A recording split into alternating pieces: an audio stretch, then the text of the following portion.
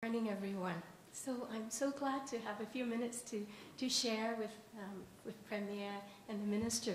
You know, the document is not only inspirited, it talks about transformation, it has feet, it talks about certain action, but most of all, it has heart. So I'm going to speak from my heart. As Joe mentioned, I'm a colleague who works in the field closely with immigrant, refugee, and what we call temporary residents, meaning temporary foreign workers. Our province has become incredibly diverse in the last 7, 8, 10 years. One of the biggest reality we've noticed in our community is while these families come with the deepest desire to move to a country not only with opportunities, but with true democracy, a country where they could be truly part of the community and definitely of the culture here in Canada.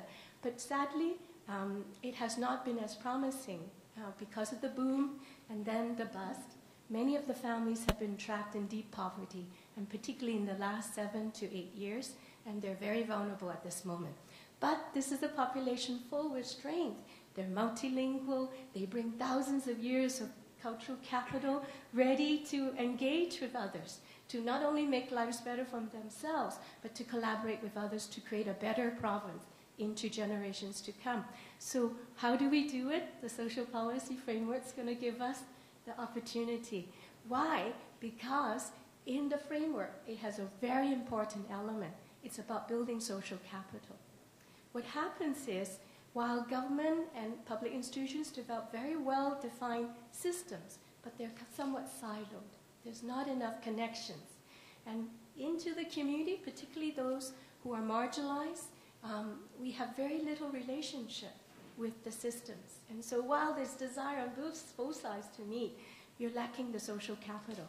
The social policy framework is going to give us a chance. I see in this room, those of us who are in the middle space, okay, those of us in the middle space, we're going to join arms and create a system of relationship. Relationship is powerful. We can start a social revolution with this relationship, isn't it?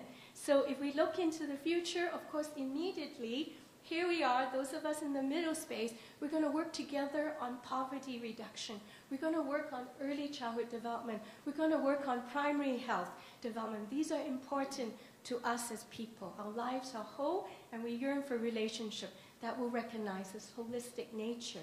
And so what I wanted to say is, when we were given a chance to make a submission, we mobilized those in the middle space and those who are deeply in the community to provide a submission. And we're excited because it means this is going to allow us, as we implement the policy, to engage in active citizenry, in really consolidating our relationship to affect change. We already have pockets of innovation. We have worked with children's services, with health. We need to, with United Way locally, with the city, we need to link them and really tap into the innate power of relationships. So I'm really happy. I think many of us said about happy today. I'm truly happy. And I know the impact, okay, of recognizing the vulnerability of immigrant and refugees and temporary residents is an important thing. To act upon it is important. But don't forget, we're a population rich with capital. Can you imagine 20 years from now, maybe we'll be here again. Some of us, maybe we'll have personal robot carrying us. Eh? The children are multilingual. They speak each other's languages. They're aware of each other's culture and heritage, and they created new cultures, a truly intercultural province. Isn't that amazing? Yeah, I think the social policy framework will allow us to do that. So thank you, everyone.